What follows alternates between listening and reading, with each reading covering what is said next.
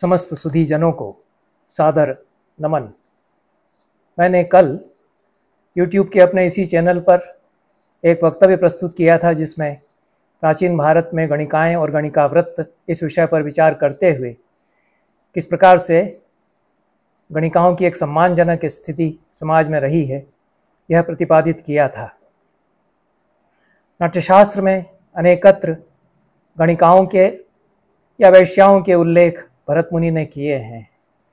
12वें अध्याय में नाट्यशास्त्र के आसन विधान पर विचार करते हुए अमात्यों, ब्राह्मणों, पुरोहितों, राजकुमारों, सेनापतियों आदि को किस प्रकार के आसनों पर बिठाना चाहिए राजसभा में, इस पर विचार करते हुए कहा गया है कि वैश्याओं के लिए मसूर का आसन या गाव तकिया प्रदान किया जाना चाहिए। भाषा विधान संबंधी जो विचार है नाट्यशास्त्र में 17वें अध्याय में, उसमें कहा गया है कि स्त्रियां यद्यपि प्राकृत बोलती हैं पर वैश्याएं चूंकि कलाओं का अभ्यास करती हैं, सुशिक्षित होती हैं और विभिन्न शास्त्रों का अध्ययन भी उनको कराया जाता है, इसलिए कलाभ्यासाश्रयं चैव पाठ्यम वैश्यासु संस्कृतम। कलाओं के अभ्यास के कारण संस्कृत भाषा के माध्यम से उन्होंने विभिन्न कला शास्त्रों का अध्ययन किया है, इसलिए वैश्याओं में नाटक में जो संवाद वैश्याओं के होंगे वो संस्कृत में हो सकते हैं। वैश्या या गणिका दोनों का पर्याय के रूप में प्रयोग यहाँ पर किया गया है और गणिकाएं या गणिका रूपक के 10 भेदों में जो सर्वप्रमुख भेद है एक प्रकरण, उसकी नायिका हो सकती है।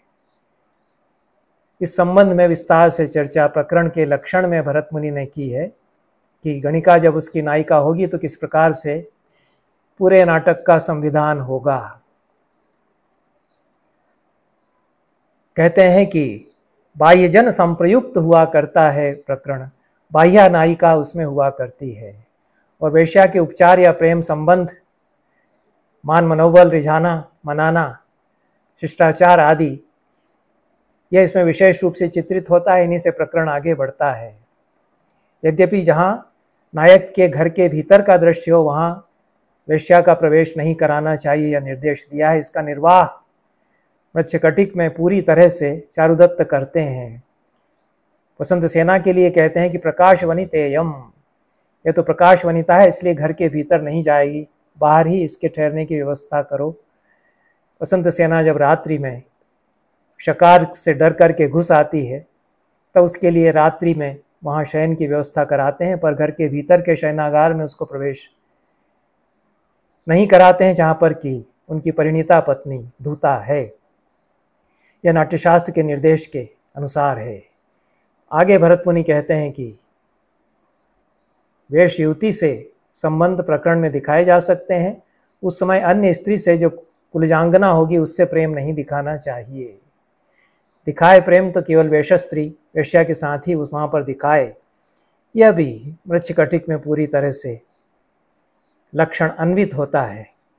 नायिकाएं 3 प्रकार की भरत मुनि ने बताई हैं, बाह्या, आभ्यंतरा और बाह्याभ्यंतरा।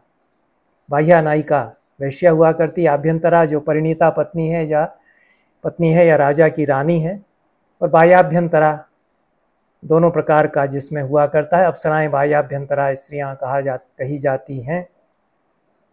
बाह्या होने के पश्चात जिसको अंगीकार कर लिया गया है परिणय करके, वह भी इस प्रकार की नायिका होती है। कहते हैं कि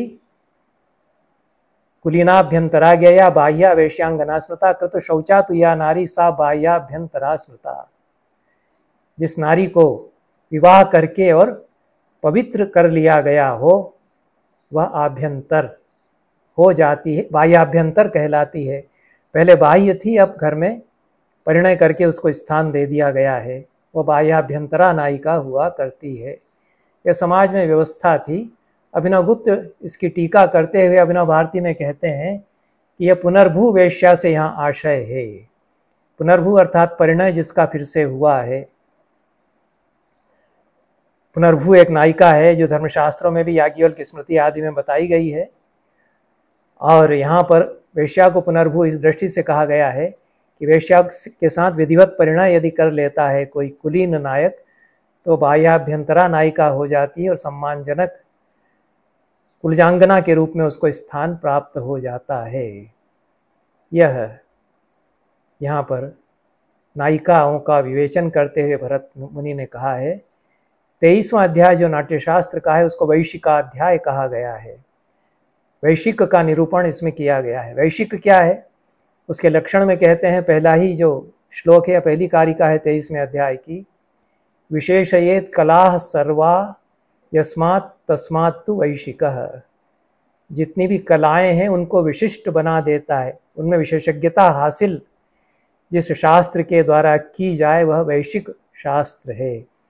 वैशिक शास्त्र तो फिर यह हुआ कि जो कला शास्त्र है वही वैशिक शास्त्र है।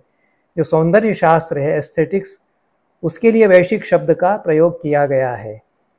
तब यह विचारणीय हो जाता है कि वेश और वेश्या के मूल अर्थ क्या हैं, जो भरत मुनि यहाँ बता रहे हैं। वेश तो सौंदर्य, वेशभूषा, सज्जा इनके लिए आता है और उसका जो शास्त्र है वह वैशिक हुआ। तो सौंदर्य का, सज्जा का, अलंकरण का जो शास्त्र है वह वैशिक हुआ। कलाओं में निपुणता इस वैशिक शास्त्र के अध्ययन से आती है, इसलिए इसको वैशिक शास्त्र कहते हैं। यह एक व्यापक लक्षण है वैशिक शास्त्र का। सीमित लक्षण में कहा है कि वेशोपचारे साधुर्वा वैशिकः परिकीर्तितः। वेशोपचार में जो साधु हो, वेश के प्रति जो व्यवहार है, जानकारी है, उसमें जो साधु निपुण हो उसको वैशिक कहा जाता है। इसके भी दो अर्थ हो जाते हैं। वेशोपचार का अर्थ सामान्यतया सीमित अर्थ ले लिया है कि वेश्याओं के प्रति जो उपचार या व्यवहार है, प्रेमपूर्ण व्यवहार है, वह वेशोपचार है, उसमें जो निपुण है वह वैशिक है। पर वेश जो सौंदर्य, वेशभूषा, प्रसाधन आदि है, उसमें जो निपुण है वह वैशिक कहलाएगा। भरत मुनि का आशय मूलतः यही प्रतीत होता है कि सौंदर्य कलाओं में जो विशेषज्ञता रखता है वह वैशिक है। यह व्यापक अर्थ है। सीमित अर्थ यह होगा कि जो वेश्याओं के प्रति मान, मनोबल, रिझाना, मनाना, उनसे प्रेम संबंध रखना, उसमें जो निपुण है वह वैशिक कहलाएगा।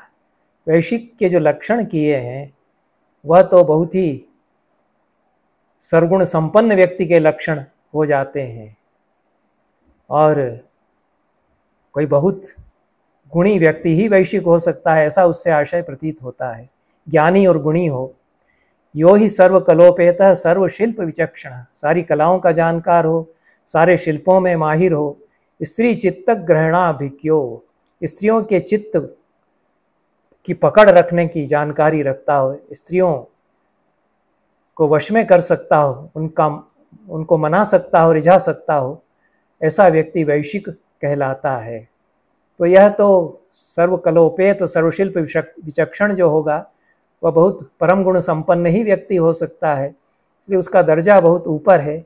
या कोई बहुत भोगी, कामुक, अधम व्यक्ति के लिए यह शब्द का प्रयोग भरत मुनि नहीं कर रहे हैं। और उसके 33 गुण बतलाते हैं जो कि असाधारण गुण हैं। उनको दो कोटियों में बांटते हैं, आहार्य और सहज। इसमें सारा सौंदर्य शास्त्र जीवन का आ गया है। इसलिए मेरा कहना है कि मूलतः वेश और वैशिक शब्द सौंदर्य और सौंदर्य शास्त्र के लिए आए हैं और इनमें जो विशेषज्ञ है उस व्यक्ति को भी वैशिक कहा गया है। कालांतर में यह बहुत सीमित संकुचित अर्थ में वेश्या शब्द और वैशिक शास्त्र का प्रयोग हो गया।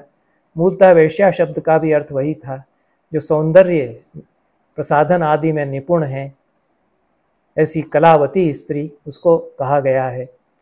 तो यह काम शब्द का भी प्रयोग, जैसा मैंने पिछले व्याख्यानों में बात की है कि व्यापक अर्थ में तो संसार के सभी विषयों में जो मानसिक प्रवृत्ति है, व्यापार है, उसको काम कहा गया है। और संकुचित अर्थ में काम जो है स्त्री के प्रति जो इंद्रियों का व्यापार है, रति की इच्छा से, उसको काम कहा गया है। यहाँ भी वेश और वैशिक के व्यापक अर्थ भी हैं और सीमित अर्थ भी हैं, लेकिन वैशिक का जो निरूपण है वह तो परम गुण संपन्न, नाना कलावित संपूर्ण कलाविद और संपूर्ण शिल्प विचक्षण व्यक्ति के लिए आया है। और उसके जो असाधारण गुण हैं उसमें शास्त्रविद होना, शास्त्रों का ज्ञानी होना, शिल्प संपन्न होना, रूपवान होना, प्रिय दर्शन होना, विक्रांत पराक्रमी होना, धृतिमान होना, वय और वेश से युक्त होना, उत्तम कुल का होना और मधुर भाषी होना, सहिष्णु होना, धैर्यशाली होना और डींग हाँकने वाला ना हो, अभिकथन ऐसा कहा है, अशंकित हो, घबराने वाला ना हो, प्रिय भाषण करने वाला हो, चतुर हो, शुभ विचार सदैव मन में रखता हो, कामोपचार कुशल हो, दक्षिण उदार हो, देश काल का जानकार हो, अधीन वाक्य, दीन वचन कृपण वचन नहीं कहता, मनस्वी है, स्मितवान, सदैव मुस्कान उसके मुख पर रहती है, वाग्मी, बोलने में कुशल है, वाणी में प्रगल्भ है, दक्ष है, निपुण है, सब कार्यों में प्रियमवद, मीठा बोलने वाला है, स्त्री लुब्धा, स्त्रियों के प्रति रमाने वाली उसकी दृष्टि रहती है, अपनी संपत्ति दूसरों को बांटता है, उदार है, त्यागी है, श्रद्धा और स्मृति उसके भीतर हैं और मानी है, गर्व से युक्त है और जिन स्त्रियों से संपर्क करता है उनमें सहसा विश्वास वह नहीं करता, यह भी गुण उसमें है। ऐसा वैशिक के लक्षण बताते हुए कहते हैं।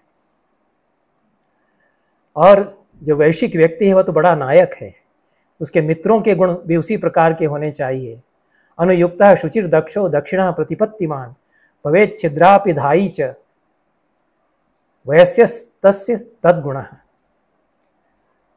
सदैव उसके पीछे रहने वाला, साथ रहने वाला, शुचि, पवित्र, दक्ष, दक्षिण, उदार और समझबूझ रखने वाला और छिद्रापि धायी, यह कहा गया है। और एक दूसरा पाठ मिलता है, भवेत् चित्राभिधायी, तरह तरह की सुंदर बातें करने वाला। छिद्राभिधायी यह पाठ नेपाल संस्करण में है और चित्राभिधायी यह बड़ौदा संस्करण में है। मुझे यह छिद्राभिधायी पाठ बहुत अच्छा लगा, जो अपने मित्र के, नायक के दोषों को ढक देता है, उनको उजागर नहीं होने देता, उसकी कमजोरियों को छिपा लेता है ताकि उसका सम्मान बना रहे। यह मित्र का लक्षण है। दूसरा पाठ चित्राभिधायी है, वह बड़ौदा संस्करण, समीक्षित पाठ संस्करण में यद्यपि मिलता है, पर यह वैशिक जो नायक है उसका जो मित्र है वह उसके दोषों को प्रच्छादित करता है, दूसरों के सामने उजागर नहीं होने देता। यह तो मित्र का सद्गुण होना ही चाहिए। इसलिए यह पाठ उत्तम पाठ है। और इस दृष्टि से ये जो सौंदर्य शास्त्र है और मैत्री संबंध है और प्राचीन भारत में जो जीवन है उसकी चर्चा इस वैशिकाध्याय में की गई है। जो नायिका है उसकी सखियां कैसी होंगी इनको बताया गया है। यह कामसूत्र से बहुत साम्य है यहाँ पर। और धाय है, पड़ोसिन है, सखी है, दासी है, कुमारी है, शिल्प की जानकार है, पाषंडिनी जो सन्यासिनी है उसको भी कहा गया है, और नटी, रंगोपजीवनी, यह सब उसकी सखियां होंगी ऐसा कहा गया है। यह पूरा काम जीवन जो प्राचीन काल का है उसकी झलक यहाँ पर मिलती है। और प्राचीन काल में अधिकांश जो मध्य वर्ग और उच्च वर्ग है उसका जीवन काम केंद्रित था। कुछ ज्ञानी जन धर्म और अध्यात्म की साधना करते थे, शेष लोग प्रेम और काम संबंधों में आनंद लेते थे, रमण करते थे। आनंदवाद हमारे समाज में उस समय था। तदनुसार 23वां अध्याय, इसमें जो कामसूत्र के विषय हैं वो कुछ भी नहीं आए उस प्रकार से। नाटक के अभिनय के लिए जो उपादेय हैं वही विषय आए हैं। नाटक में जिनको दिखाना चाहिए ऐसे पात्र और उनका व्यवहार, इस दृष्टि से वैशिक का निरूपण इसमें किया गया है। पर इसमें संपूर्ण सौंदर्य शास्त्र भी आ गया है। दूती कैसी होगी यह इसमें बताया गया है, नायक और नायिका के बीच में, उनमें फिर संबंध किस प्रकार से होंगे, अभिनय कैसे उनका होगा, यह सब प्रेम संबंधों का अभिनय कैसे दोनों करेंगे, यह भरत मुनि ने इसमें बताया गया है। और कहा है कि यह उपचार है, इसको समझना चाहिए और प्रकरण में इसको दिखाना चाहिए फिर कहते हैं कि यही सब उपचार और प्रेम संबंधों का निरूपण नाटक में भी किया जाए। जिस प्रकार का नायक नायिका का प्रकरण में वेश्या के नायिका होने पर प्रेम संबंध दिखाया जाता है और उनमें जो रिझाना, मनाना, रूठना, प्रसन्न करना, यह सब होता है और दूती को भेजा जाता है, यह सब जो व्यवहार है वो प्रकरण में और नाटक में समान रूप से अभिनय में प्रदर्शित किया जाए। केवल अंतर यह है कि प्रकरण में गणिका या वेश्या नायिका होगी, नाटक में कुलांगना नायिका होगी।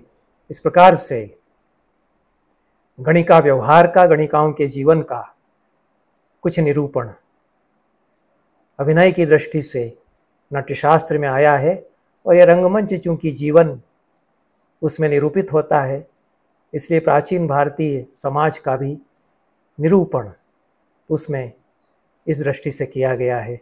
इन शब्दों के साथ आज का यह वक्तव्य मैं समाप्त करता हूँ।